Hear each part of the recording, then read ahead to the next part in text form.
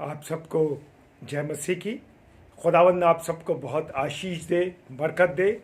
और जबकि आज हम जो मनन करने जा रहे हैं, नीति वचन उसका 3 अध्याय और 6 पद, परमेश्वर का कलाम यहाँ फरमाता है, उसी को स्मरण करके सब काम करना, वो तेरे लिए सीधा मार्ग निकालेगा। हाँ मेरे प्रियो, उसी को स्मरण करके सब काम करना, तब वो तेरे लिए सीधा मार्ग निकालेगा।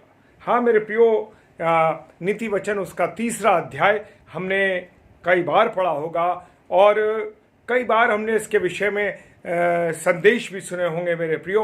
लेकिन इस अध्याय के अंदर जवानों के लिए बहुत बढ़िया सीख दी गई है, और यदि हम ऐसा करेंगे तो ऐसा होगा, यदि हम ऐसा नहीं करेंगे तो ऐसा होगा, और नहीं करेंगे तो ऐसा उसका परिणाम क्या होगा। कई बातें इसमें लिखी हुई हैं मेरे प्रियो, परंतु सब बातों में महत्वपूर्ण बात जो है मेरे प्रियो, वो हमें नीति वचन उसका 3 अध्याय और 6वां पद बताता है कि उसी को स्मरण करके सब काम करना, वो तेरे लिए सीधा मार्ग निकालेगा। हाँ मेरे प्रियो, मेरे अजीजों, क्या हम अपने जीवन में कितना भी छोटा कार्य करते हों और वहाँ पर परमेश्वर का हम स्मरण करते हैं कि नहीं करते?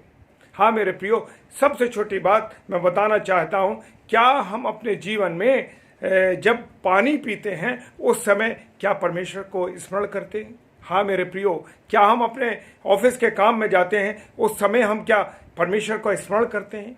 क्या जब हम अपनी गाड़ी पर बैठते हैं, जब हम व्हीकल पर बैठते हैं, चाहे वो 2 व्हीलर हो चाहे वो 3 व्हीलर हो, तो क्या हम परमेश्वर को स्मरण करते हैं? हाँ मेरे प्रियो, हमें हर एक छोटी छोटी बातों में परमेश्वर को स्मरण करना है, तभी तो वो हमारे लिए सीधा मार्ग निकालेगा।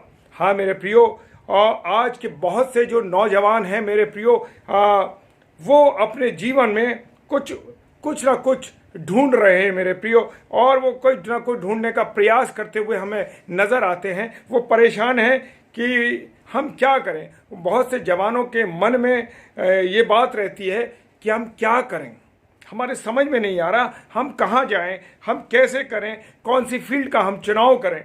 ये बात उनकी समझ में नहीं आती, कैसे हम उसका चुनाव करें।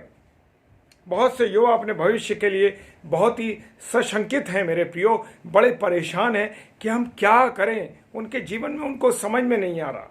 लेकिन प्रियो, खुदावंद का वचन हमें फरमाता है, खुदावंद का कलाम हमको कहता है, उसी को स्मरण करके सब काम करना। उसी को स्मरण करने का स्पष्ट मतलब है मेरे प्रियो, एक उसका जो अर्थ है कि हम अपने उद्धारकर्ता परमेश्वर यहोवा को स्मरण करके, उसको याद करके सब काम को करें। यानी स्मरण करने का मतलब है, यानी कि सच्चे मन से हम उससे विनती करें, उससे प्रार्थना करें, उससे निवेदन करें।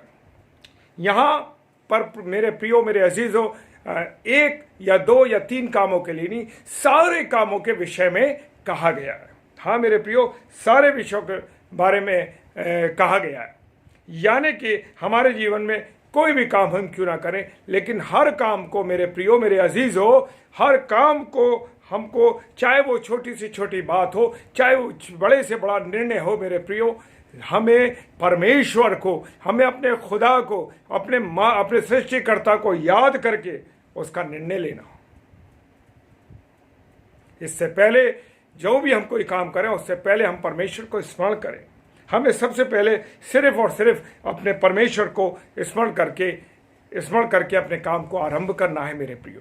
खुदावंद ने हमको बताया है कि जब हम उसको याद करेंगे तो हमारे जो सारे कार्य हैं वो सफलता के साथ पूरे होते जाएंगे। सभी कार्यों के लिए हमें बिल्कुल सीधा, सरल और स्पष्ट मार्ग मिलेगा। यहोवा परमेश्वर के द्वारा हमें वो मार्ग प्राप्त होगा मेरे प्रियो। आइए हम जानने का प्रयास करेंगे कुछ वचन में कि जिन जवानों ने, जो पवित्र शास्त्र बाइबल हमको बताती है, कुछ जवानों ने के बारे में हम सुनेंगे कि वो जवानों ने जब परमेश्वर को याद किया, परमेश्वर को स्मरण किया, तो कैसे उनके जीवन में उनको सफलता मिलती चली गई। चाहे उनके जीवन में कितनी भी विपरीत परिस्थितियां आई, चाहे कितने भी हालात उनके बुरे रहे और कितने भी बुरे विपरीत स्थितियां रहीं, लेकिन परमेश्वर को स्मरण करके जब उन्होंने काम किया तो उसमें उनको सफलता हासिल हुई। मेरे प्रियो, वो सफलता प्राप्त करी और वो विजयी होते चले गए। हाँ मेरे प्रियो, सबसे पहला कैरेक्टर हम देखते हैं यूसुफ को। हम सब यूसुफ के बारे में बहुत अच्छी तरीके से मेरे प्रियो जानते हैं और जिसका वर्णन धर्मशास्त्र की पुस्तक पुराने नियम की उत्पत्ति की किताब में सारा दिया गया है। यूसुफ अपने पिता याकूब के 12 बेटों में से 11वें नंबर पर था। मेरे प्रियो, हम यकीनन इस बात से वाकिफ हैं कि यूसुफ एक स्वप्नदर्शी था, अर्थात परमेश्वर उसको अपने स्वप्न के द्वारा, स्वप्न के माध्यम से भविष्य में होने वाली बातों के विषय में दर्शन देता था, उसको समझाता था, उसको बताता। यहोवा परमेश्वर यूसुफ को स्वप्न दर्शन देने के साथ उसके भावी जीवन की रूपरेखा को बताता था, स्पष्ट करता था, उसके सामने उसको प्रकट करता था।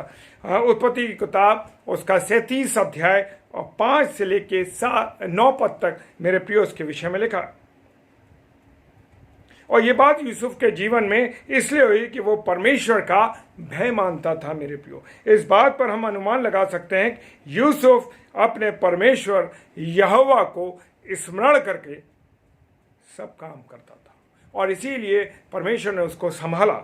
हाँ मेरे प्रियो, यहोवा परमेश्वर ने उसके जीवन में एक ऐसा मार्ग निकाला और एक ऐसा सीधा मार्ग निकाला मेरे प्रियो कि वो सीधे मिस्र के राजा के बाद जो है प्रधानमंत्री जो बना, मिस्र के राजा का जो है प्रधानमंत्री नियुक्त किया गया। मेरे प्रियो, हाँ मेरे प्रियो, वो प्रधानमंत्री नियुक्त किया गया। वो एक चरवाहा था और चरवाहा के बाद वो एकदम उसको परमेश्वर ने प्रधानमंत्री नियुक्त किया। उत्पत्ति की किताब उसका 41 अध्याय और उसके 47 पद में लिखा है, यहोवा परमेश्वर को स्मरण करके काम बढ़ाने का नतीजा यूसुफ के जीवन में सफलता सिद्ध हुई। हाँ मेरे प्रियो, सफलता सिद्ध हुई। और मेरे प्रियो, मेरे नौजवान भाइयों और बहनों, मैं आपसे कहता हूँ, विनती करता हूँ कि आप परमेश्वर को स्मरण करके सारा कार्य करें। देखिए, परमेश्वर आपके जीवन में जो उसने रखा है सफलताओं से आपको भर देगा। आइए प्रार्थना करें। सर्वशक्तिमान पिता परमेश्वर, खुदावन प्रार्थना करते हैं अपने इस समय के लिए खुदावन यीशु मसीह, अपने नौजवान भाई और बहनों के लिए खुदावन प्रार्थना करते हैं। नौजवानों के जीवन में प्रभु आप काम करें और ये सारे नौजवान पिता परमेश्वर आपको स्मरण करें, आपको याद करें और प्रभु जी सफलता उनके जीवनों को चूमने पाए, क्योंकि उन्होंने अपने जीवन में सबसे पहले स्थान परमेश्वर आपको दिया, आपको स्मरण किया, आपको याद किया। प्रभु धन्यवाद देते हैं प्रत्येक नौजवान भाई और बहन के लिए प्रभु जी, और जितने लोग इसको देखते हैं प्रभु जी, सुनते हैं, उन सबको आशीषित करें। यीशु मसीह के नाम से विश्वास के साथ इस प्रार्थना को मांगते हैं, आमीन।